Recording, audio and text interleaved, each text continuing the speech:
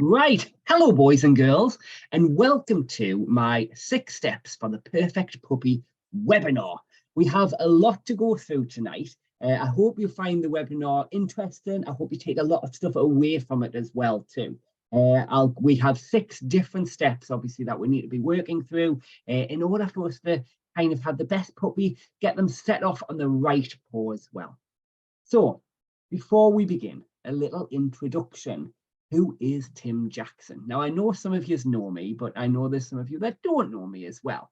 So a little introduction. Hopefully by now you've realized I am Tim Jackson. So I am Tim Jackson. I am a veterinary nurse, which I qualified back in 2007, I believe it was. What seems like a lifetime ago now. I loved working in practice. I worked in practice for a long time. I absolutely loved it. Whilst in practice, I found my passion for training and behavior. And I launched Pets to Impress in 2008. Yes, that's right. It's our 15th year anniversary this year. I launched it in 2008. What started purely as just a pet sitting service. So working in practice, I got to know a lot of the clients that came in on a regular basis. And when they went on holiday, like, oh, Tim, could you look after the dog for us? So I was looking after clients' dogs. And then it just got really busy. A lot of people then started asking for dog walking. Working in practice, it wasn't something I could potentially offer myself. So I took on a few members of staff and we started offering a dog walking service. I then started running puppy training classes and doing one-to-one training. I met Rebecca, who is my wife now, and it got to a point where I literally had no spare time whatsoever. I was working long days at the vets, and then on a night time I was going out doing puppy training classes, doing one-to-one classes, one-to-one sessions, and I just wasn't seeing Rebecca at all, and I didn't really have that kind of life-work balance that everyone talks about. I don't get me wrong, I loved working in practice and I love doing what I do today, but you do need to have that balance. So I decided in 2014 to take a big leap of faith, and I decided to leave practice. It was kind of a of the moment sort of thing. I had toyed with the idea for probably around about 6 months prior to it. This one particular day I went in and I was going for a meeting with my boss to talk about something completely different. And on the way up there, I was just thinking, and I thought, you know what, I need to do this now. So I handed in my notice. It was actually the year that me and Rebecca were due to get married. So when I went home, I hadn't discussed this with Rebecca. I went home and spoke to Rebecca. I was like, guess what? I've handed in my notice. And she's like, you do realize we are getting married this year, yeah? I was like, it's going to be absolutely fine. And it was absolutely fine.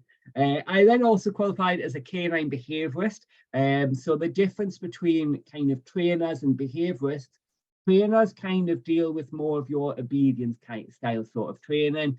Behaviorists kind of look and go into a little bit more in depth of why your dogs behave in the way they are. They look at trying to what you class as desensitizing and reconditioning behaviors as well too. And we have gone through a lot more qualifications than your general trainer. Now, unfortunately, anyone can call themselves a trainer and anyone can call themselves a behaviorist. Dog training is not regulated. So I would always advise checking people's qualifications. If they don't have any qualifications, don't go there. And when I say qualifications, I don't mean something that you can pick up off Groupon by doing a little £14 course. You want someone that's actually gone and undergone a number of different courses and done a number of different qualifications as well. I'm also director of the UK's greatest daycare. So in 2015, we opened our first state-of-the-art daycare centre, which I absolutely love. It is my baby. I love being here. I love engaging with the dogs that we have. And I use my knowledge that I gained working in practice, my knowledge and experience I've got as being a canine behaviourist, to ensure that the dogs in our care are getting the very best. We do not, we're not like your regular everyday daycare. Our dogs have a particular structure that we go through. They get one-to-one training, we do group training to work on distractions. We have our very own unique sense space. It's kind of like a sensory room that you would take a child to, but this one's for dogs. The idea of that is to encourage them to use their nose. We put our dogs down for naps. We do top the tail examinations on them. We have little health and wellness programs. We do balance board training, agility training. We do scent work with them. You name it, we do it. Our dogs go out on adventures. Our dogs go out on school trips. And we also take them out on picnics as well too. So the dog's day is very, very structured, but also offers a lot of variety, and they have a lot of fun as well too. And finally, I'm an author. I've published 4 books. My first book I published back in 2020, Help My Dog Is a Devil with Other Dogs, which is aimed at dogs that are reactive towards other dogs. And then the middle of 2020, I published my second book, Help My Dog Doesn't Like Being Left Alone. In 2021, I published my lead and recall book, which was Take the Lead for the Perfect Recall. And recently, back end of last year, I launched my brand new book, The South Shields Puppy Playbook. And I'm in the process of writing my 5th book. I did plan to have it finished by now, but other things have taken priority. But by the end of the year, I will be publishing my 5th book, which will be all about recall and the different games that you can play with your dog when you're out and about. So that's enough about me. Now I wanted to talk about my old dog, Lady, who sadly isn't with us anymore. Lady was put to sleep in 2018.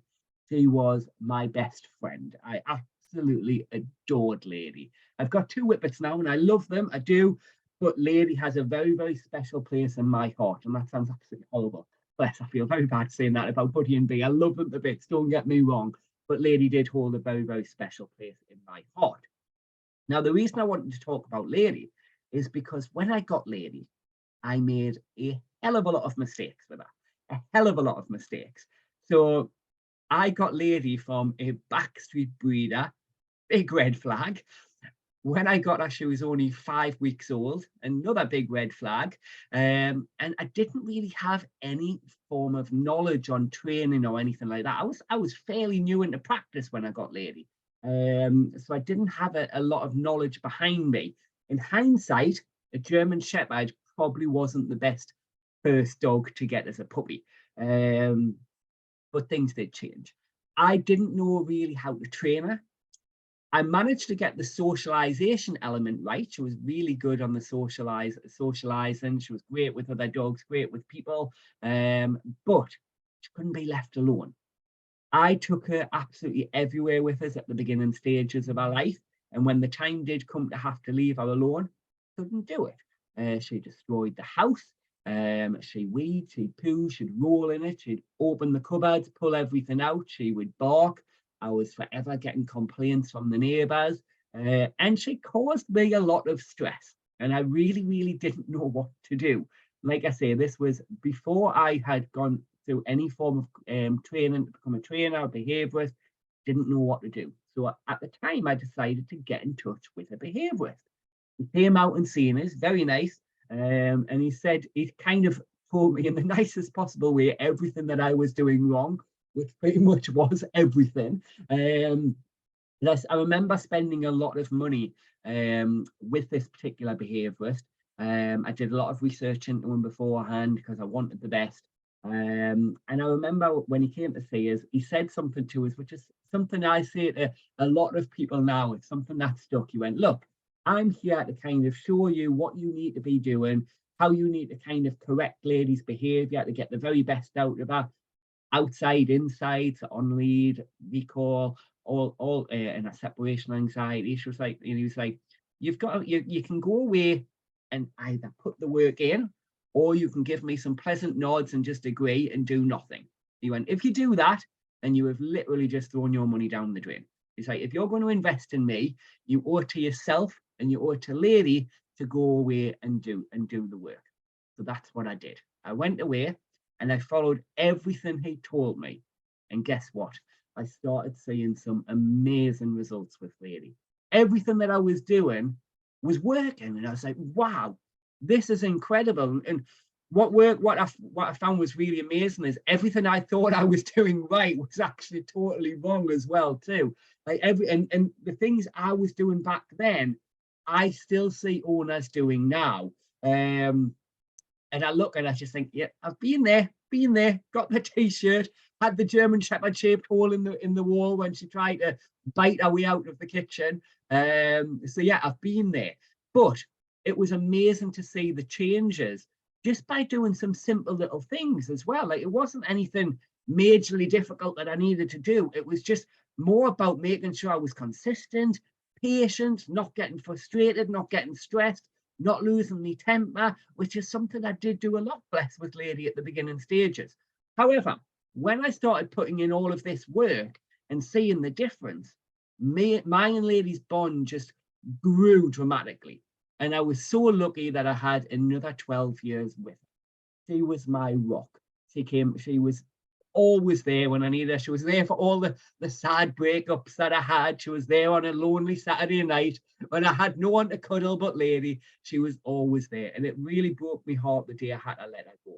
But you know what? I'm so glad that I invested in the time to put in that work with her. I'm so glad I forked out that money. And bearing in mind, I was an auxiliary nurse at the time on minimum wage. I did have to save up for it, but I'm so glad I did. It was the best investment I did.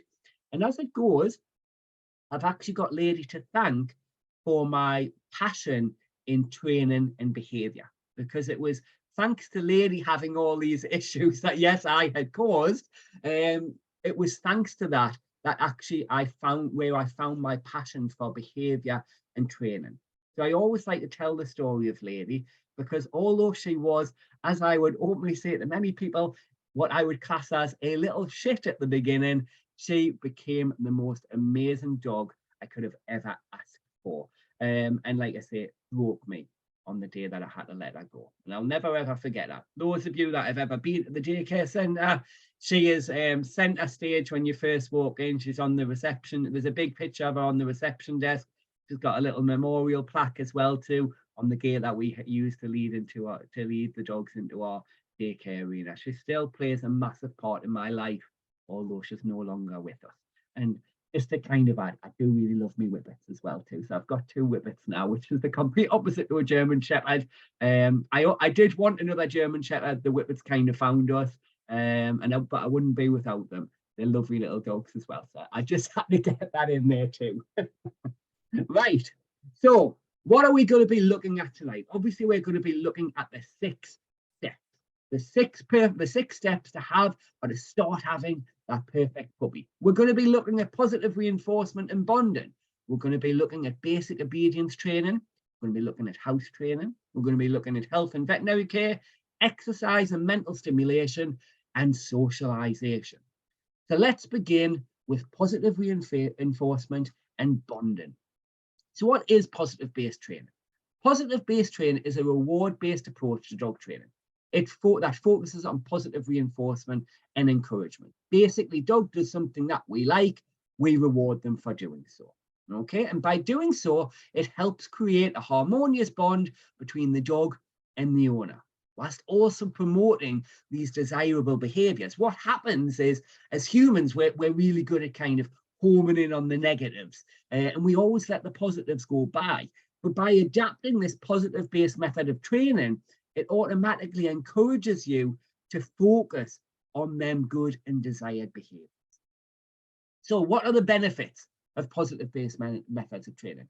I could spend all night going through the benefits of positive-based methods. I'll get my words out. I could go through all night going through the benefits of positive-based methods of training. But we're just going to touch upon some of them. So first of all, positive-based methods of training is going to help build trust. It's going to help strengthen the bond. By using rewards and positive reinforcement, dogs are going to associate training sessions with good things, okay? And if you can create an environment that your dog enjoys, that's going to help build up trust between you and your dog. It's going to help strengthen that bond, leading to improved communication and cooperation, okay? And as I've already said, positive-based methods of training is going to help encourage those desired behaviors. the behaviors that we want repeated. Okay, dogs will learn what gets them something. Okay, if your dog's doing zoomies on a night time and you're trying to stop them, like, no, no, don't do that, come here, the dog's winning. The dog's like, right, this is a behavior that gets me a response. Okay, whereas if your dog starts being calm, sitting, giving paws, and that's getting them attention, they're going to be more inclined to repeat their behaviors. The aim is we want to try and ignore the unwanted behaviors and put our efforts into praising those behaviors that we want repeated. Okay. Now, positive-based methods of training is a great way to help reduce stress and fear. Unlike punishment-based training methods, positive-based training minimizes stress. So by punishment-based training, I mean things like the dominant style method of training, where you should pin your dog down if it misbehaves, or you should make sure you eat before your dog, walk through a doorway before your dog. That's kind of the dominant method of training, very outdated. It's certainly not something I would recommend. If you've read any of my books, I certainly go into a lot of detail about the dominance theory and why you shouldn't use it. But likewise, punishment-based method of training is hitting your dog, screaming, shouting at your dog. It gets you nowhere, okay? Apart from, it's going to distance that bond that we're trying to create. By using positive-based methods of training, it helps reduce stress, reduces fear, and it builds on that bond as well too, which is what we want. We get dogs as part of the family now, don't we? Many, many years ago, we got dogs as for particular jobs, so like herding dogs, gun dogs, and things like that. Now it's completely different. Dogs are a part of the family. We want them to have trust in us. We want them to grow and see us as kind of a good kind of leader, so to speak, as well. We'll get that with positive-based methods of training. Okay. Positive-based methods of training as well also helps enhance problem-solving skills. Okay. Encouraging your dog to think and make choices. And if you use positive-based methods of training, you're going to encourage your dog to make the right choice as well too. Okay. Rather than making the bad choice. Now, we have to remember, dogs don't know the difference between being good and being bad. They know what gets them a response. They know what gets them attention. It might not always be the desired attention, but if they're going to get attention for doing something, they will repeat it. Okay? We want to give our dogs the choice to make the right decision. And that's what positive-based methods of training does. Okay? And it also helps promote emotional well-being because it creates a positive and enjoyable learning environment. Okay, and if you've got a positive and enjoyable learning environment, that's automatically going to reduce anxiety and promote a happy, well-rounded dog. And that's what we want. Okay, so where do we start? I want to introduce you guys to a program called Nothing in Life is Free. Now, if anyone has been on any of my webinars in the past, if anyone has ever attended my puppy school sessions, if anyone's ever had one-to-one training or just spoke to me on the phone, this is something I've mentioned a lot. Nothing in life is free. And basically what that means is everything should be earned. Okay, so your dog should work for everything. And I don't mean sending them out to do a day's job or going cleaning the car or anything like that. Just doing something simple. If your dog wants something, get them to sit first, get them to give a paw, get them to lie down. I don't care what it is, but they should do something in order to get something. Okay, and that's going to encourage them again to repeat those desirable behaviors. All right, so always make sure you get your dog to work for something. Don't just give them a treat for being cute. Make them work for something. Okay, this is basically positive-based method of training. You want your dog to work for something. Okay, we want to build up that trust. We want to build up that confidence. We want to build up that independence. We want to give them choices. Okay, and we want to help create an everlasting bond between you and your dog. It's Nothing in Life is Free program. It's so simple. Everyone can do it. Even kids can get involved with this as well too. Okay, we want the dog to kind of have some manners and realize that, okay, if I want something, jumping up, hanging off my owner's arm, barking at them, that's not going to get us anything. Whereas if I sit, I give a paw, that always gets me something. So I'm going to repeat that behavior.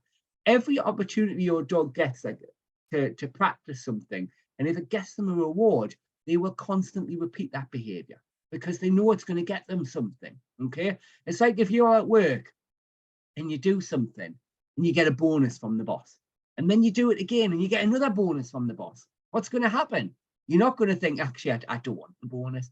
You're going to keep working and you're going to keep doing that thing that's getting you that bonus, because that's what we do it for, isn't it? And that's why dogs do it as well. Dogs need to learn that everything they do, if they do it the right way and they display what we class as desired behaviors, it's going to get them something. Okay. Likewise, under that kind of same umbrella as the nothing in life is free, we need to be thinking about attention seeking. Now, dogs, puppies in particular, are very, very good at attention seeking. And they know how to get our attention. They're very good at it. Very, very good at it. Okay. And the problem is we reinforce it as well. So if the dog's barking at you on a night time, you're trying to watch telly. Oh, stop, don't do that.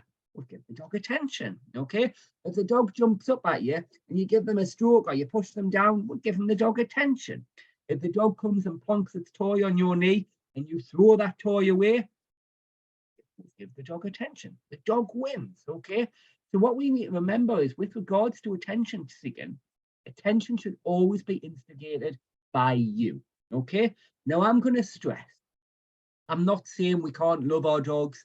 I'm not saying we can't give our dogs attention. There's no point having a dog if we're not going to do that. Okay.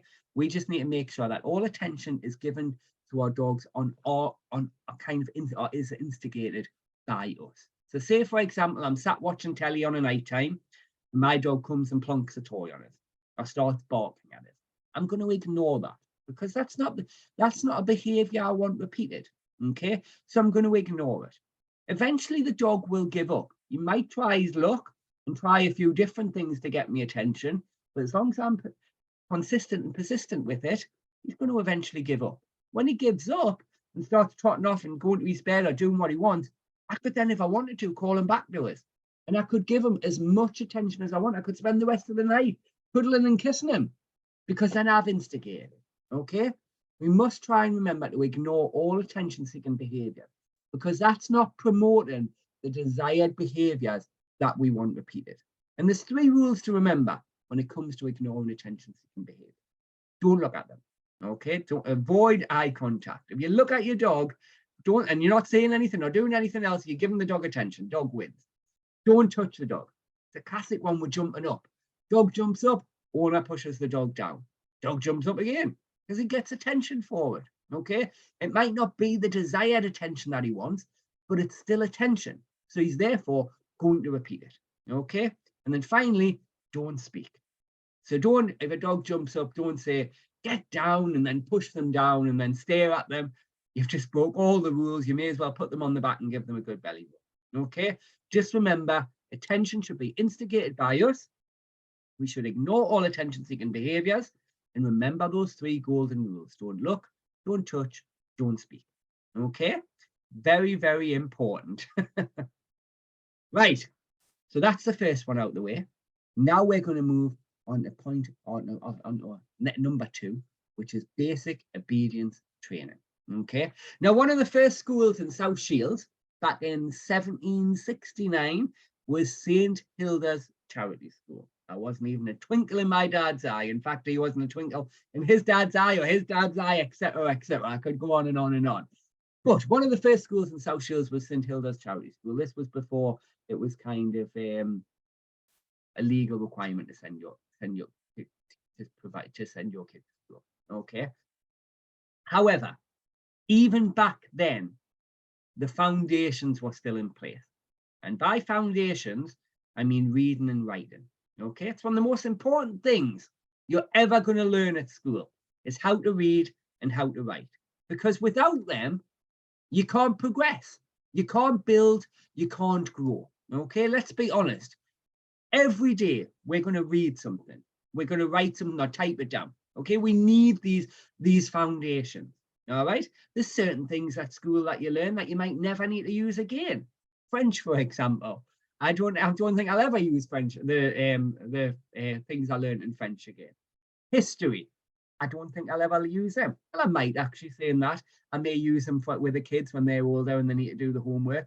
Something back in the back of my brain somewhere might spark, but it's not something I'm going to be using on a day-to-day basis.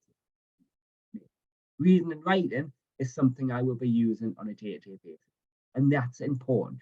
Foundations are important. It's one of the most important things you're going to learn at school, especially if you want to progress, build, and grow. And it is exactly the same in the dog world.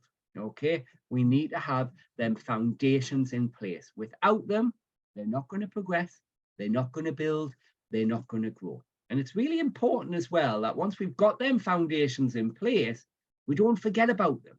We keep revisiting them as well too. Okay, certainly when I was at school, yes, I learned to read and write at an early age, but I was forever adapting on that as well too. You had to write things down, you had to learn how to do joined up writing. I did calligraphy writing as well too. It was always things that you could progress on and build on and grow on. Okay, remember, dogs are exactly the same. Okay, so what are the benefits of it? Okay, it's going to help establish clear communication. Okay, so obedience training, I hate the word obedience, but it's in there anyway. Obedience training helps dogs understand and respond to commands, establishing clear communication between us and them. What we've got to remember is they don't speak English, they don't speak French, they don't speak Japanese, they don't speak human, they speak dog. Okay, however, they do learn to recognize verbal cues, hand signals, and they can build associations with certain command words such as sit, down, etc., etc., etc. Okay, it's going to help promote safety. Okay, if you've got a dog trained with basic obedience, those foundations are less likely to engage in dangerous or undesirable behaviors. Okay, you can use these basics indoors, you can use these basics outdoors as well too. It's going to help build trust and respect, as we discussed with that positive based method of training as well too. Okay, really, really important that we have a dog that trusts us. Really, really important that we have a dog that respects us as well too. Okay.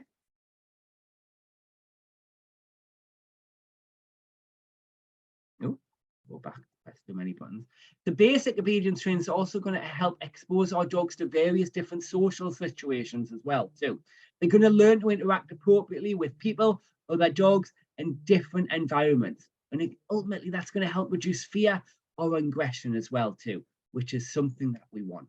Okay, and then ultimately, again, it's going to improve behavior. All right, we need to be able to improve behavior. All right, we need to be able to constantly build on that behavior as well too. Okay, it's going to help address common behavioral problems such as jumping, chewing, excessive barking, pulling on the lead, and it's going to also provide dogs with some self-control. It's going to help with impulse management, which is really, really important. So many dogs these days lack impulse control, and that leads to a lot of different problems. Dogs literally racing dragging the owners out the house, dogs scoffing the food down. It's really, really important that our dogs do learn some impulse management, and they will get that from this foundation, from these basics as well too. Okay, and it's going to provide mental stimulation. Mental stimulation is so important. I think so many people understand and appreciate the importance of exercise, but so many people kind of let mental stimulation slide them by. Mental stimulation is so important. Okay, it's a great way to reduce stress, great way to reduce anxiety, and it's a great way to build on anxiety, to build on their confidence levels as well. And dogs thrive on it. They absolutely love it. Okay, they absolutely love mental stimulation. And what I mean by mental stimulation is finding ways to get their brain working. Okay, getting them to think about different things as well too. Okay, and then ultimately, as with everything we're going to be discussing tonight, it's going to help strengthen the human canine bond, which is what we need. Okay, so moving on to point number 3, house training. This is probably one of the most frustrating parts of owning a puppy. The amount of people that I've had cry their eyes out down the phone to me because they just can't get a grip of house training. They can't seem to get it under control. And it is frustrating. It is frustrating, especially if you've just had them outside and then they come back and pee and poop on the carpet. It is frustrating, but you know what? It's part of having a puppy. All right. It's just one of them things that you have to get used to. So, why as humans do we find it frustrating? Or why is it frustrating? A lot of the time it's down to inconsistent timing. We have to remember puppies have small bladders, and they need frequent toilet breaks. Think about potty training a child. How often do you have to keep saying, do you need a wee? Do you need a wee? Do you need the potty? And how many times do they have accidents? Because they too have small bladders. Okay, a lot of the time it's down to us. We've missed opportunities, or we have irregular schedules, and that's going to ultimately lead to accidents and slower progression in training as well. Okay, as I've already said, accidents happen. We have to expect that. Okay, despite our best efforts, accidents are inevitable. Okay, especially in the first 6 months of your puppy's early stages. Okay, we have to, again, this is something that owners don't have. Humans, we don't have it. We don't have patience. We don't have persistence. I'll get the words out. We don't have persistence. Okay, and guess what? Toilet training requires patience. Toilet training requires consistency, and toilet training requires persistence as well too. And you're going to have some puppies that are going to learn a lot quicker than others. Okay, which is frustrating if your best mate's got a puppy and their puppy's perfect and yours still isn't. But every puppy's different. Every person's different. Everyone's different. Okay, don't, just because one puppy's doing one thing, don't think your puppy should be doing the same thing at that same stage of their development. It doesn't work like that. Okay, sometimes communication challenges as well. Okay, so puppies don't naturally understand the difference of indoors versus outdoors.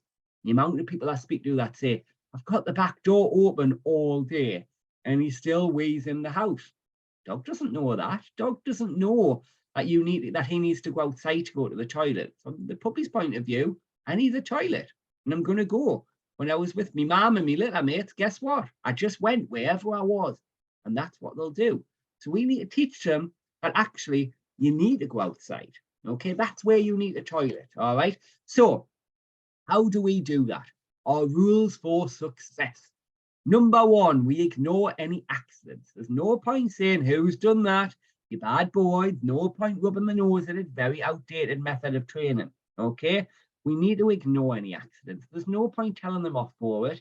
You tell the dog off for it, the next time they need it, they're just going to do it out of sight, and they're going to do it behind the settee. I would rather find it so that I can clean it up appropriately, rather than it's open into the carpet or poo growing mold on it or whatever it may be. I'd rather find it. Okay, we need to be having frequent trips to the garden. Certainly during the day, try and aim to get your puppy out every 1 to 2 hours. Okay, and go out there and wait with them. It doesn't matter what the weather's doing, whether it's raining, snowing, whatever, windy, sunny, you need to be out there with them. Okay, you need to be ready to catch them as soon as they have a wee. And what I would say is, write yourself a diary as well. So it doesn't need to be like a dear diary that you lock away and hide under the bed. Just have something on the fridge. Monday, what times did the dog go to the toilet? Was it wee? Was it poo? Tuesday, what time did the dog go to the toilet? Etc., etc., etc. And the idea is eventually you'll get some form of pattern. It's not going to be exactly 1 o'clock every day. It's not going to be exactly 3 o'clock that puppy has a poo, but you're going to have some form of pattern. Okay, so I've given puppies breakfast. Roughly 30 minutes after that, he seems to be wanting to go for his poo. Right, I can start timing my trips to the garden according to this different schedule. Okay, remember, every time they go for the toilet outside, we need to be offering lots of praise. We need to have treats ready. We need to be taking the treats out with us.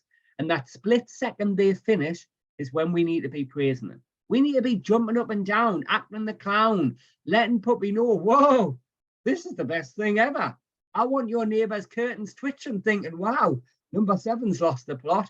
That's what we need. We need to build up this level of excitement so that puppy starts to think, right, okay, this is where I need to go, because this is where all the fun happens. When I go inside, I get nothing. I don't get anything. So I may as well go outside, because that's where all the fun happens. We then want to use command words as well too. So command words could be like when your dog's having a wee. So mid-floor, you would say something like, have a wee, or be quick, or whatever it may be. And what you're going to do is you're then going to follow that up with a reward the split second to finish. So the idea is they start to associate the word, the command word, with the action of weeing, with the fact they're going to get a reward as a result of it as well. Okay, and eventually you then would be able to take the dog out to the garden and say, have a wee. Oh, I know what that means. It means I need to go and do this business, and then I'm going to get a treat as a reward for afterwards. Okay, and you do exactly the same for poos as well too. Then you can start using these out on your walks as well. Okay, and like I've already said, expect accidents. They're going to happen. Okay, doesn't matter how you might have 2 weeks where the puppies cleaning the house, and all of a sudden they have an accident. It happens. Okay, just make sure with any accidents you are using appropriate cleaning products to clean up after them. So for wees, you want to be using something such as tonic water or non-biological washing powder, because these have got enzymes in them that help break down the ammonia in the urine. Many household products actually have ammonia in them. So by using them, you're just masking your puppy's scent with another scent of ammonia, which is then going to encourage them to go back to it.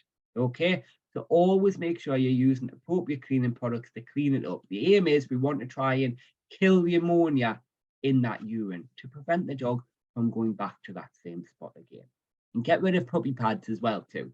I just seen that in the picture. If you've got a puppy pad, get rid of it. Okay, because if you train your puppy to a puppy pad, you've then got to then train them again to use outside. And many puppies just say puppy pads is something to chew up and have fun with anyway. So get rid of them. Save yourself a little bit of money and just kind of cut out the middleman, so to speak, and train straight to the garden. So moving on, health and veterinary care is point 4 of the 6 steps. And this is a really, really important point as well. Something that many owners do forget about. Okay, now this is obviously going to be my vet nurse background coming into play in the next few slides. But it's really, really important that as a puppy, as an owner, we do consider our dog's health, and we do give them regular veterinary care as well. We shouldn't just be taking the dog to the vet because it's poorly. There's many other things that we should be doing to prevent our dogs getting poorly as well too. Okay.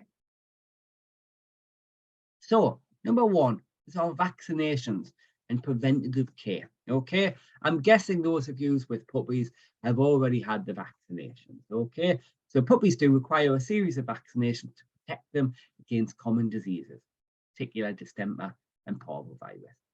Parvovirus I've seen quite a lot when I work in practice. I wouldn't wish it on any puppy. It's a horrible virus, which is why I always recommend getting your puppies vaccinated as well. Okay, now depending on the vet you go to, there will be a particular schedule. The vets will keep you right on that particular schedule as well. So certain vaccinations will be you give one, and then 4 weeks later you might give another one. There's some way you give a course of 3. There's many different vaccinations out there. They will have changed dramatically since I was last in practice as well. So I'm not going to pretend I know all about the vaccinations. I just know the job that they do. Make sure you check with your vet. Your vet will keep you right on that one as well. Likewise, preventative care as well. Don't just treat your dog when you notice something. We want to make sure that we're preventing things as well. By preventative care, I mean regular flea and tick control, regular worming treatment as well. These are crucial for a puppy's health, okay? We should be doing it on a regular basis. Many people I know when I worked in practice would just come in the summer when their dog has fleas. Why not have preventative treatment to prevent your dog from getting fleas, to prevent the dog feeling all this discomfort with how many fleas are jumping on and off, biting them, feeding on them. Okay, they're all going, by using preventative measures, they're going to help protect against parasites and obviously potential health risks as well too. And it is important as a puppy owner, as a dog owner, that we are looking at all of this preventative care as well. Wellness examinations. This was something we used to do in practice, and I know practices still do these now as well. Really important that you take your dog for regular checkups as well. I would always recommend as a minimum once every 6 months, okay? 6 months checkups. Just give them a quick MOT. Yeah, they're going to get that at the booster anyway. When it comes to the yearly boosters, they'll get a full MOT. But there's nothing wrong with going every 6 months. Get your dog used to it as well. Build up a positive association of being at the vet. Not many dogs like going to the vet because it's always a negative association. But by just going for a little wellness examination, we can help create a positive association with the veterinary environment as well too. Okay, it's a chance obviously for a physical examination, a vaccination review, parasite screening, a chance to have a discussion with your vet about garden nutrition and diet, which is really, really important, by the way. We want to make sure that we are getting our dogs on a good, reputable diet food. And I could literally spend all night talking to you about the benefits of a good diet food. Just what I will say is avoid anything that you can buy from a supermarket and speak to your vet. Your vet will be able to advise you a good, high quality diet food that's going to be suitable for your puppy as well too. Okay. It's also a great opportunity to have a behavioural assessment as well too, and evaluate any of your puppy's needs. Okay. Now, many vets will, if they feel that your dog has particular training issues or behavioural issues, will recommend you onto someone like me. In fact, I know a lot of the practices around the area purely because of my veterinary background as well too. Dental care and oral health. Very, very important. We have just I run an online training club as well called the Sandancer Superhero Dog Club, where we do teleclasses, Q&A sessions, monthly challenges, and things like that. We get special guest speakers. Just this month, a couple of weeks ago, we had a good friend of mine, Anna, who is a vet that works at Medivet in Washington, came and did a great webinar on dental care and oral health. She was really, really good, and I know we got some really good praise from that as well too. But dental care and oral health are really, really important as well too. And it's something that we want to kind of start from an early age. We want to get our puppies used to having their mouth examined, so to speak, having the teeth checked, having them brushed as well too. Okay, it's really, really important that we start brushing them on a daily basis, because this is going to help prevent dental disease and maintain good oral hygiene. Okay, the amount of dentals I've done over the year, or assisted, I should say, over the years, I've seen some horrible, horrible teeth, some rotten teeth, some nasty smells, and these things can be prevented a lot of the time just by regular brushing. Okay, so the more we brush, the better the outcome, the more we're going to maintain that good oral health as well too. All right, and again, go and speak to your vets. They'll be able to give you demonstrations on it. There's some great, if you go on the Pedigree website, I believe they have a handout as well too on how to get your dog used to having their teeth brushed. Start now. Don't wait till there's a problem. Start now. Okay. In particular, you want to be trying to aim for the back teeth. They're the chewing teeth, but all of the teeth need to be brushed as well. Okay. And if you notice anything that you're not sure of, get in touch with the vet as well. Okay.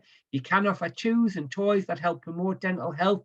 Just be careful with certain chews, because if the dog's not necessarily chewing it, if they're kind of just inhaling it, it's not going to do the job. Toothbrushing's kind of your gold sort of standard.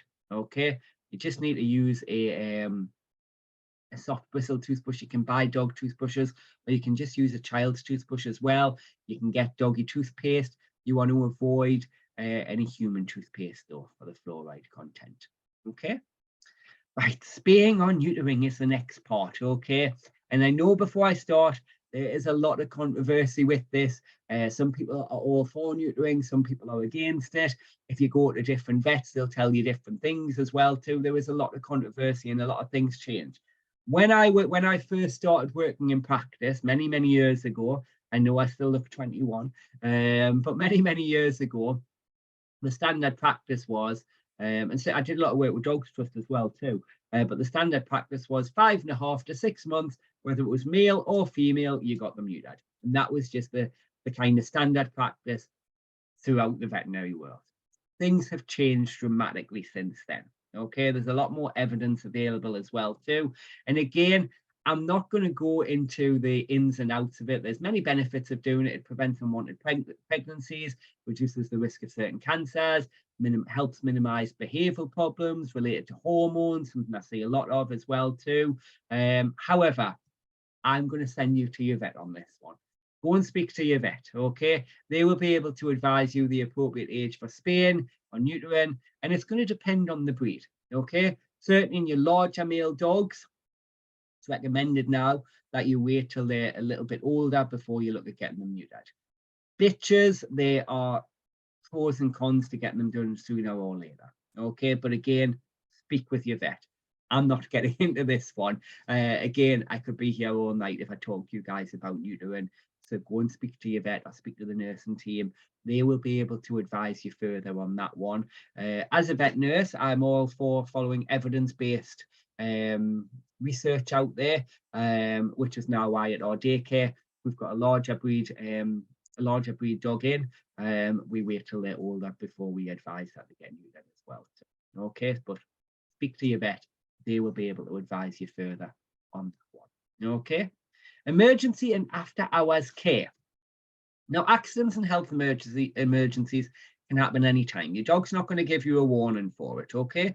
A lot of the time it can happen out of hours when your normal vets is closed. So it's really, really important that we are aware of the emergency veterinary services that your vet has to offer. Now, I believe there's only one vet in the local area that still offers their own unique out of hours service. Other vets in the areas will have their phone lines diverted to, it's either Sheriff's Highway or Vets Now, and they would act as their out of hours, obviously out of hours, okay, when they're not open. But it's really important that you are aware of this as well. It's really important that you are aware of what your vet offers. It's important that you have contact details as well too, because if an emergency happens, the last thing you want to be doing is scrolling on Google trying to find your closest emergency vet. That should be saved in your phone. When you have an emergency, you're ready to hit the dial button, you're ready to hit the call button so that you can speak to someone straight away. Okay, always be prepared. I hope to God you never ever have to worry about an accident or emergency, but it's better to be prepared and be ready should an accident or emergency happen. Okay, always have them emergency contact numbers to hand, because you just never know when you might need them. Okay, and I know when I did a lot of night shift as well, a lot of accidents and emergencies do happen overnight as well too. Okay, and it can be a lot more costly as well. So just always make sure you've got insurance on that matter as well. All right, again, many different insurance companies out there. It's not my job tonight to advise any insurance companies.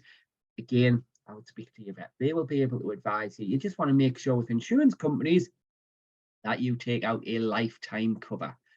Avoid yearly covers. They will be cheaper, but they will sting you in the long run. So go for a lifetime cover. But again, speak to your vet on that one. All right. But health and veterinary care is very, very important. Okay, and it's important as we want to start as we mean to go on. We want to make sure that our dogs are getting regular checkups. We want to make sure that we're keeping up with that preventative treatment. We want to make sure that we are considering neutering as well too. I am, despite the different evidence-based things out there, I am still for neutering. Okay, doesn't matter what age they get done. Particularly, like for example, like yes, I agree, male dogs wait till they're a little bit older, etc., etc. But ultimately, I would always say eventually you need to get them done, because there's just a lot of health benefits out there. And you know what? There's just so many puppies out there that end up in shelter and things like that as well. We don't really necessarily need any more. So that moves us on now to point 5, exercise and mental stimulation. And I'm going to take a quick drink break.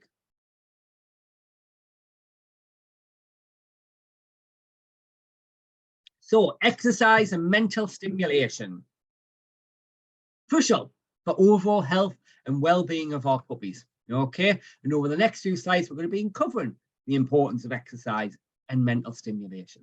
So the benefits, first of all, of exercise in puppies. It's going to help maintain a healthy weight and help build on that muscle tone as well. It's going to promote cardiovascular health, strengthen the bones, and improve overall physical fitness. Okay. The mental benefits: it reduces stress and anxiety, promotes calmness and a balanced state of mind, and it helps prevent certain behaviors such as destruction, chewing, etc., barking. Okay. So types of exercise for puppies. So at the early ages, we want to be offering obviously low impact exercise. Okay. We want to start with shorter walks and gradually increase the duration as the puppy grows. So I was speaking to someone the other day, and they had a telephone consultation with me, and they had a, how old, I think 20 weeks old, very excitable puppy. And they were like, we've taken it out for 2 hours at a time and it's still not burning the energy off. I mean, no. Don't take a puppy that young out for that amount of time. You've got to build the time up gradually. Okay, you just want to start with shorter walks. You can do them more frequently, but start with shorter walks. And as they start to get older, that's when you can start to gradually increase the duration of them walks as well too. Okay, this is a great time to start engaging with some interactive playtime, so providing mental stimulation as well too, with toys, balls, and other safe objects that you can use in the house as well too. You can have games of fetch, tug of war, hide and seek, anything that's going to help keep our puppy's mind stimulated. Okay, you don't necessarily need long walks at these early stages to burn all that energy off your dog. You can incorporate some brain games, you can incorporate mental stimulation. The benefits with mental stimulation is it helps tire your dog out a hell of a lot more than actually a walk does. In fact, a 10-minute brain game or a 10-minute training session with your dog is equivalent to an on-lead 45-minute walk. So it tires them out a hell of a lot more. You read a textbook tonight, or maybe after you've finished listening to me blabber on for at the end of this webinar, you might be actually shattered because your brain's had to physically think about what I'm saying. Your brain's had to process all of that. Okay, you want to go for a run, you might come back after a mile and think, I'm never doing that again. But an hour or two, you could go and do that same run again. It tires you out more to use your brain than it does to use your physical energy. Okay, but the two do need to work together. Okay, because walks are just as enriching as well too. It's a great opportunity for your dog to make use of their natural senses as well. Okay, so mental stimulation in puppies. It's a great way to prevent boredom, and it's a great way to build on their development as well. And it's going to help enhance that problem solving skills that we talked about when we talked about positive based methods of training. Okay, it's going to help improve their ability to learn and to adapt when they're in new environments as well. Okay, and there's so many things on the market these days that I love, different puzzle games, treat dispensers. That's why back in 2020, I created this little sense space, which is like a great room that our daycare dogs go to. Owners can bring their dog along as well too. We actually have a Disney themed open evening at the end of June where you can come along and your dog can engage in our under the sea themed sense space, which it will be. But that's why we created that. That's why we do brain games with the dogs, because it's so important for them. And it's really important for our puppies as well too. Trick training as well. Trick training is really beneficial. Again, I did a trick training telecast with our members of the Sandancer Club a few months back. And there's so many benefits with trick training. It's not just I know many people will say, oh, my dog's not a clown. It's not a case of teaching them tricks just for us to show off. It's a case of offering them some form of mental stimulation. It's positive based. We're still giving them the choice to do it. And dogs love it as well too. Dogs love to learn. They love to engage with us. Okay. And then finally, scent work. Scent work is probably one of my all-time favorite things. I absolutely love scent work. And going back to the Sandancer group, we did a scent, I did a scent teleclass in February. I set all our members off on a challenge, and many owners were amazed with how great their dogs had actually picked up the scent work. We do one-to-one scent work with our Platinum and Platinum Plus dogs here at daycare, and they're great with it as well. They absolutely love it because it's their natural, their biggest sense is their nose, and they love to use it. And as owners, we need to be giving our dogs the opportunity to use that nose as well. Okay, likewise, when out on the walks, they need to be able to check that pea meal, check and sniff the grass. I know it can be frustrating, but they're enjoying themselves by doing that. It's a great way to reduce stress, to reduce anxiety, and to build up confidence as well. It's really important. We do allow our dogs to smell, to sniff, and it's important that we do provide our dogs with some form of scent work. Certainly down the line, I haven't got a date, so I'll not promise when, but down the line, I'm going to be looking at running a scent course here at the Petstream Press Centre in South Shield. I just haven't got a date for it yet, so it will come, I promise. I just don't have a date, but it's something to look forward to. And certainly if you are from the local area, and it might be something that might be worth benefiting signing up to it. So our final point, socialization, which is really important. Really important, okay? It plays a vital role in helping to shape our dogs, okay? It helps build on their temperament and just their overall well-being as well too. And again, over the next few slides, we're going to be looking at covering the importance of socialization. So what is socialization? It's a process of introducing your puppy to new sights, sounds, and experiences. Okay, it's what helps them get used to the big wide world. What we've got to remember is when we step outside, we have the breeze of the wind on our face, different smells, different noises. We take all of this for granted because we see it every day.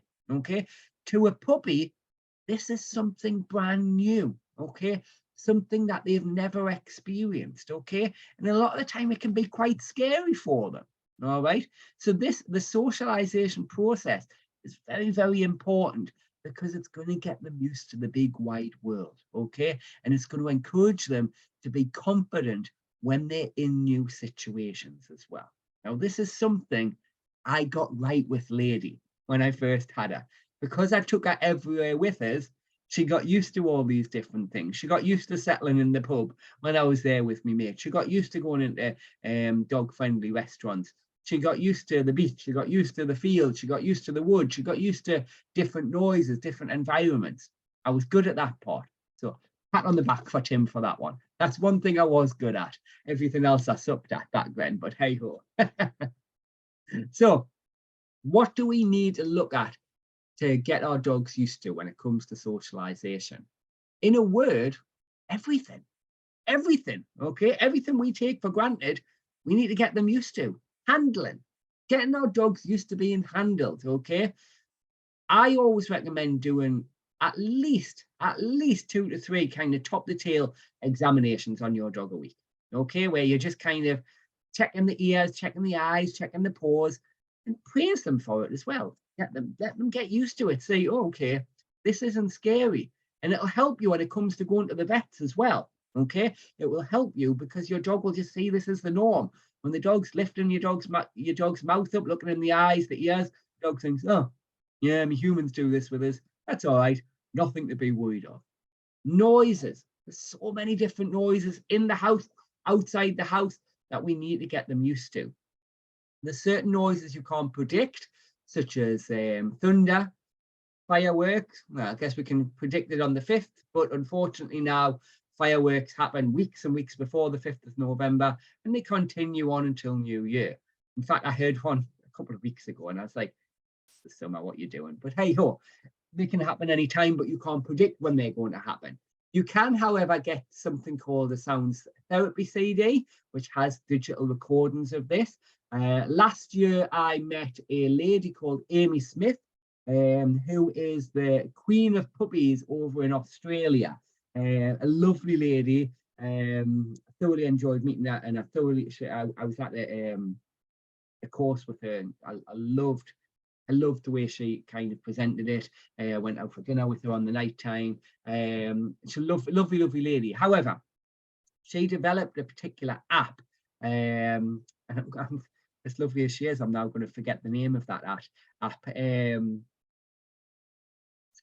Puppy Proof Sounds, I think it is. It's something really good. But basically, it's an app that you can download on your phone. If you go on Google and just put Amy Smith puppy sounds, it'll bring it up what it is. But and it'll come to us as soon as I finish this webinar. But basically, it's an app that has a number of different recordings on of different sounds, and it actually also has a record button, which is what I like as well. You can actually record different noises as well. And what you would do is you would have puppy in bed with like a chew or something like a Kong toy or something like that. So they're nice and calm, they're nice and relaxed. And you would play this sound on your phone. Nice and quiet to begin with, but then you would gradually start to increase the sound over a few sessions. And what happens is the dog then starts to create a kind of a positive association with them, because as they're chewing and getting the value of the food from within the Kong or whatever it may be, they're then associating that sound with this something positive. Okay, it's going to bug us now that I can't remember the name. I think it's Soundproof Puppy. But if you go on Google and put Amy Smith sound app, it'll bring it up. I'm sure it's Soundproof Puppy, pretty sure. Okay, but I'm getting away from the slide now. Moving on. Locations and experiences. Getting them used to being in different areas, different textures, the sand, the water, puddles, taking them to the forest, taking them on street walks, the field. If you're planning on taking your dog camping with you or taking them on long court journeys, get them used to these different things. Okay. Again, in our scent space, we have different textures on the floor to get the puppy used to stepping on different things. Okay. I've kind of skipped there the surfaces, but getting them used to all these different things. Okay. Surfaces, locations, and experiences, I guess, kind of fall into one. Okay. Getting them used to people. There's a variety of people out there, big people, small people, larger people, people in wheelchairs, people with pushchairs, people with sticks, people wearing caps, people wearing sunglasses. If you're from Shields, people wearing next to nothing. But there's a variety of different people that we need to get our puppies used to. Okay, certainly if you're out in the park, if you're at the beach or wherever, and you see other people and they're coming to stroke your puppy, ask them to give your puppy a treat. Build up a positive association. Okay, and then we've got to think about animals as well. Getting our dog used to different animals. Okay, cats, livestock, etc., etc., etc. The list literally goes on. Okay, but it's basically we need to look at getting our dog used to absolutely everything. The golden rules are time is of the essence. Now, when it comes to the socialization window, you do just have a short period. Okay, you don't have weeks and weeks and weeks and weeks and weeks. You do have a short window. However, we do have to remember socialization is a process. And what I mean by that is, say you're off this Saturday, you think, right, I've got a good 2 hours, I'm going to go and socialize my puppy with the world. That's a big no-no. Okay, what we want to do is build it up. So we don't want to be thinking, right, I've got 2 hours, let's go and get them used to different animals, getting handles, hearing different noises, taking them to the beach, right, then we'll go here, then we'll go there. You want to do it as a process. Okay, you want to kind of, you can download many different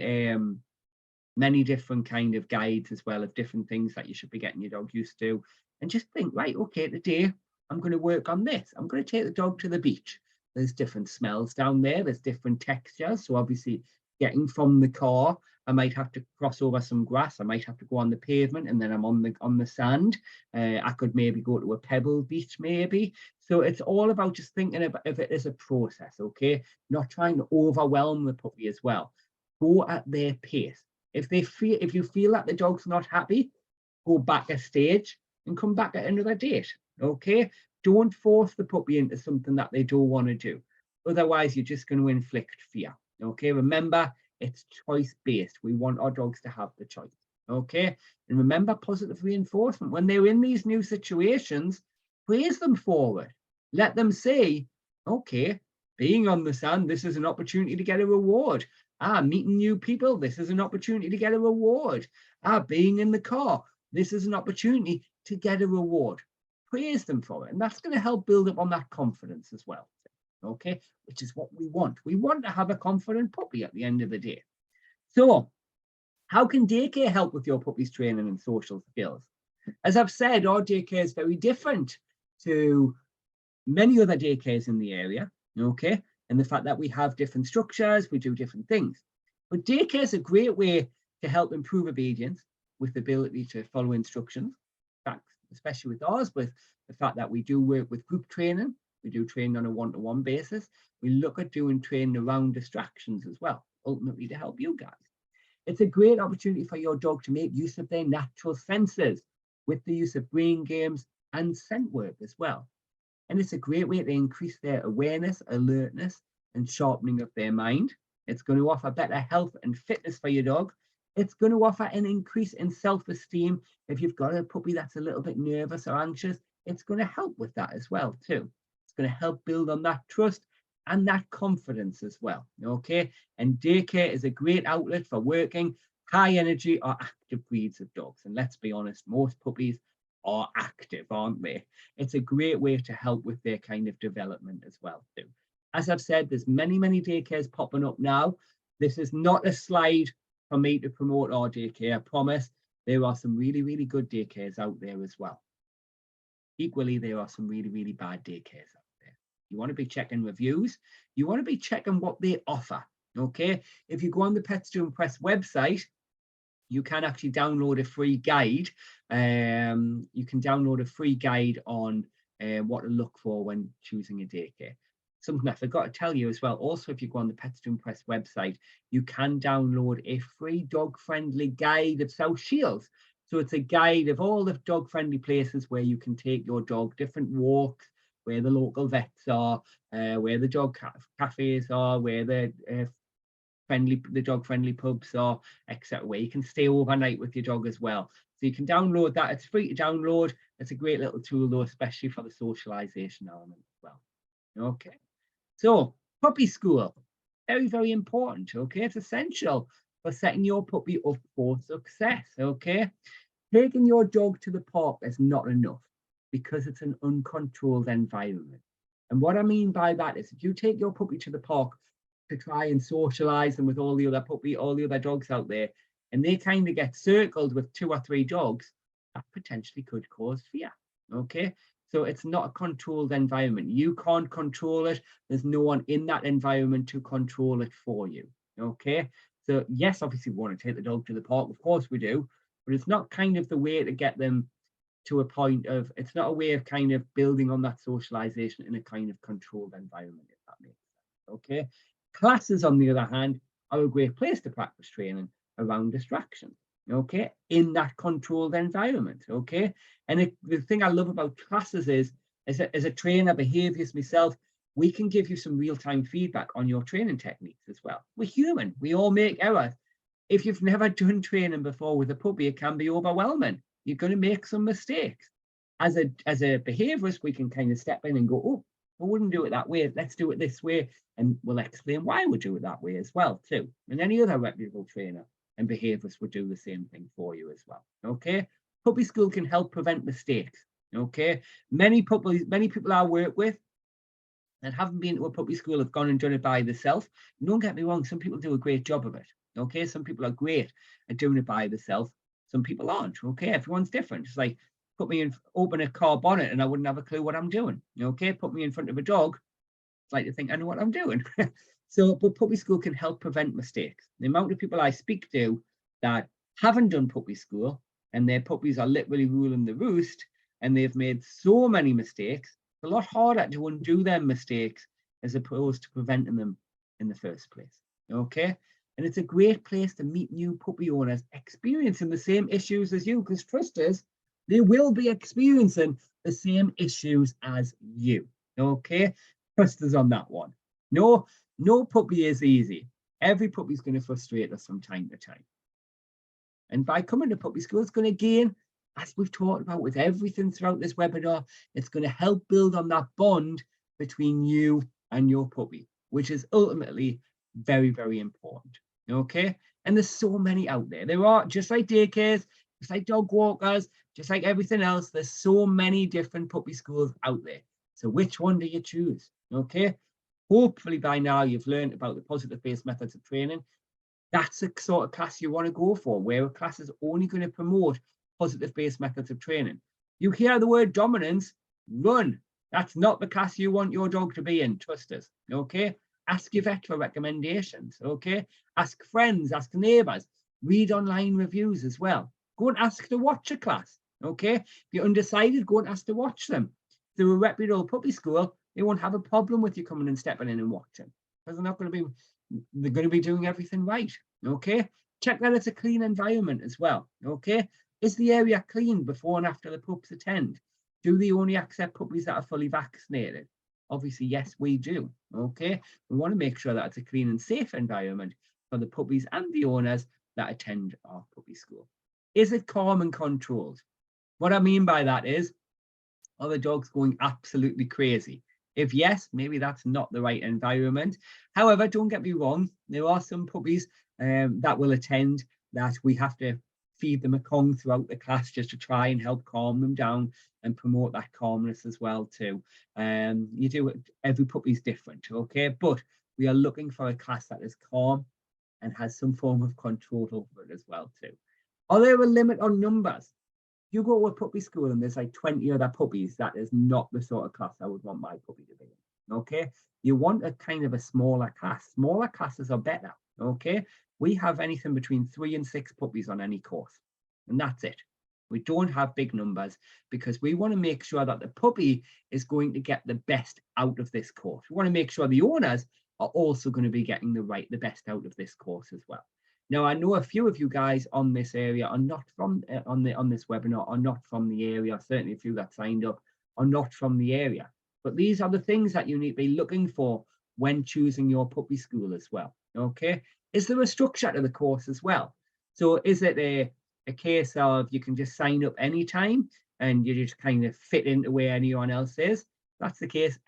Big no, big cross. That's not the one you want to go to. You want to go to a structured course where you start with the same puppies and you end with the same puppies as well too. Okay. And all the courses run by a qualified trainer. As I mentioned earlier, there are so many people that class themselves as trainers, so many people that class themselves as behaviorists, but sadly they don't have the qualifications. Now, don't get me wrong.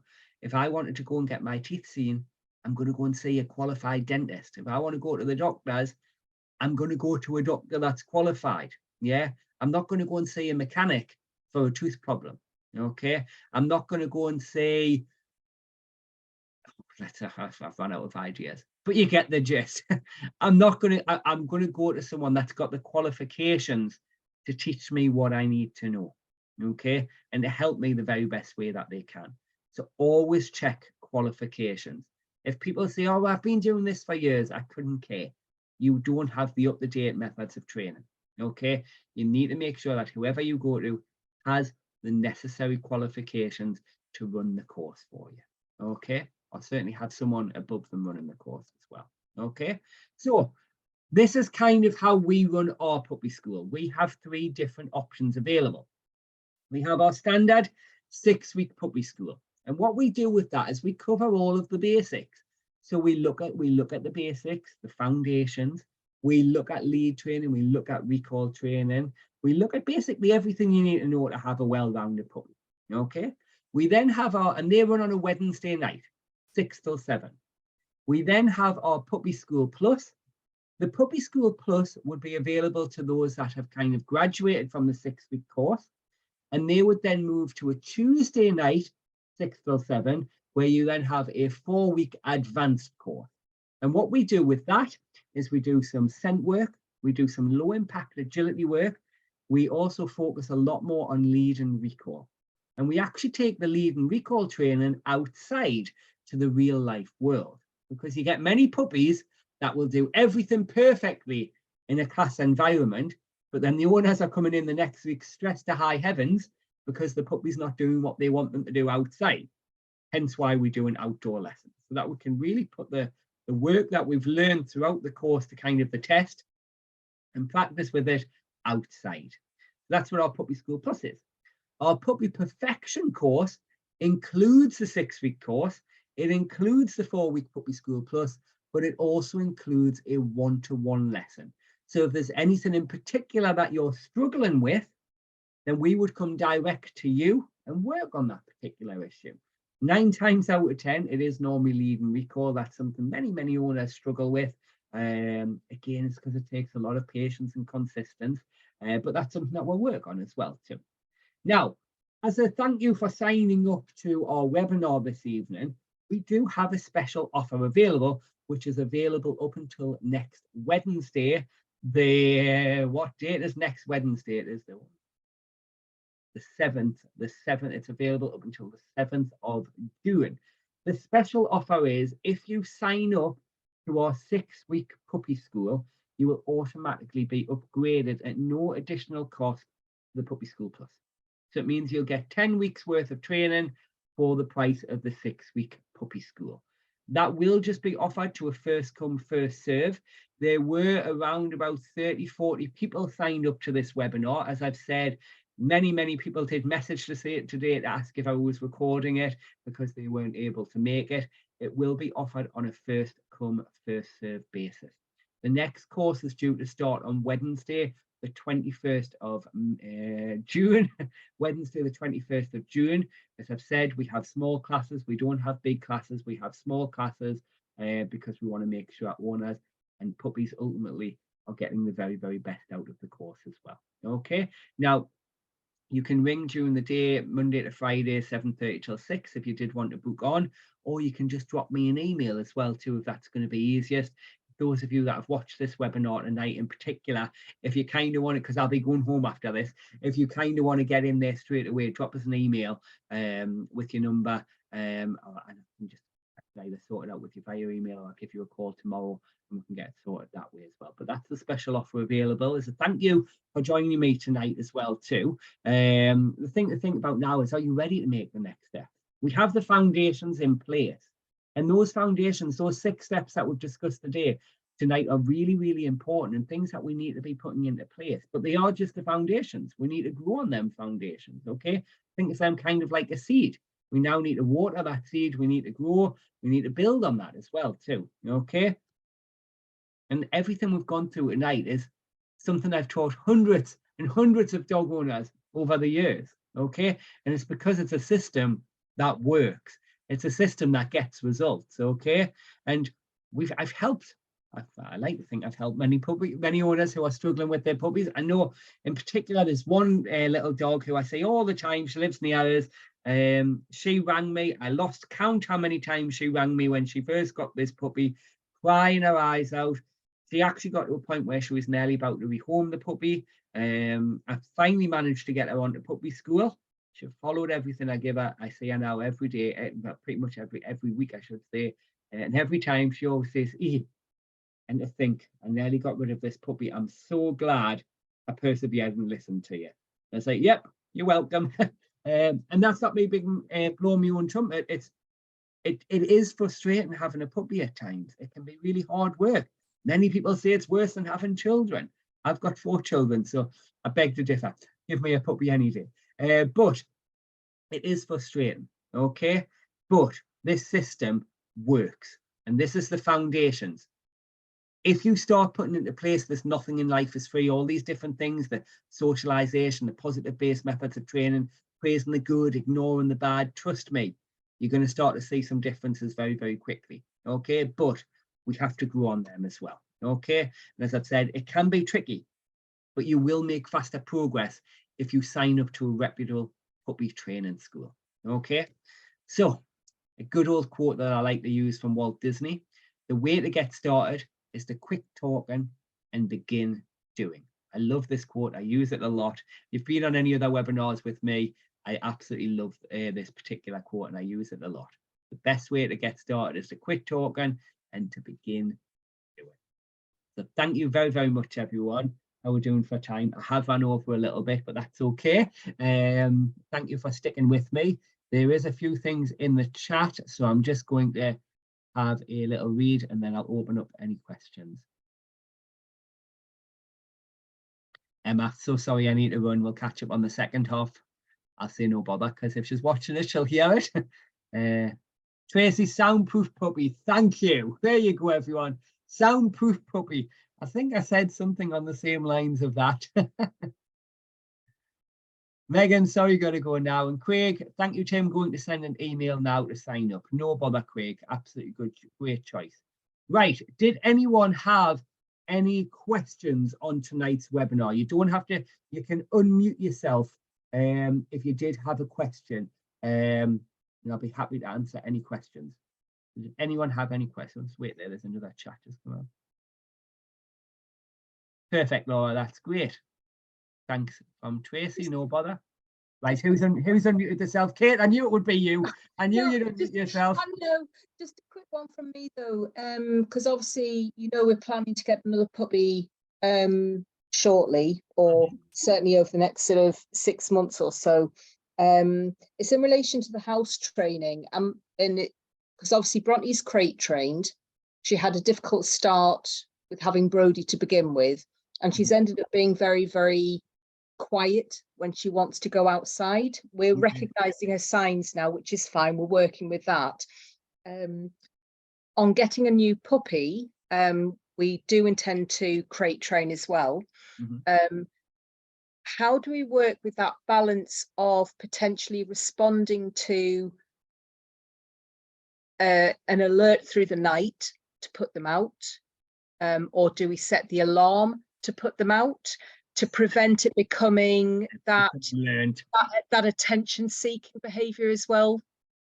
What's the Yeah, best way to deal with that? best way is to set an alarm. Right. Just think at the beginning stages, you might be up every couple of hours, but as you start to progress and as puppy gets older and is able to control their bladder a little bit longer, then you'll be able to kind of set the alarm a little bit later. What you don't want is for puppy to kind of get into the habit of thinking, if I bark, you come downstairs and get it. Yeah, that's my concern, is that, you know, the puppy might be very different to Bronte and be quite vocal. And if you're getting up every so often to respond to the bark thinking, oh, they need to go out, that actually all you're doing is reinforcing that. I want to see my human. Exactly. And that's an instinctual behavior as well too. Like the puppies learn very quickly what gets them a response as well. And barking is kind of a way to say, I'm here, you forgot about us, you've gone to bed without us, how very dare you? And then as soon as we go down, oh, okay, that works, let's try it again. Oh, yeah, it still works, I'll keep doing it. So yeah, you want to try and time it so that you're going down before they start barking as well. Right. It's not easy, it's difficult. No. Sometimes I recommend when you first get a puppy, kind of having them in the bedroom with you in a crate, and then just so you can kind of be there, I guess, as well. And then you can, it's easier kind of for setting your times as to, okay, roughly it's normally about this time that you can, I can say I start to stir and things like that. And then you can slowly start to kind of decrease or kind of move the crate out of the bedroom. If that, am I making sense, Kate? Yes. Yeah. Yeah. So you want to start moving the crate slowly out of the bedroom to ultimately where you want it to be as well. But that's another option of doing it that way as well. No, that's brilliant. Thank you. No bother. Any other questions, Kate? I know what you like. Well, husband's just saying, best way to introduce a new puppy to Bronte?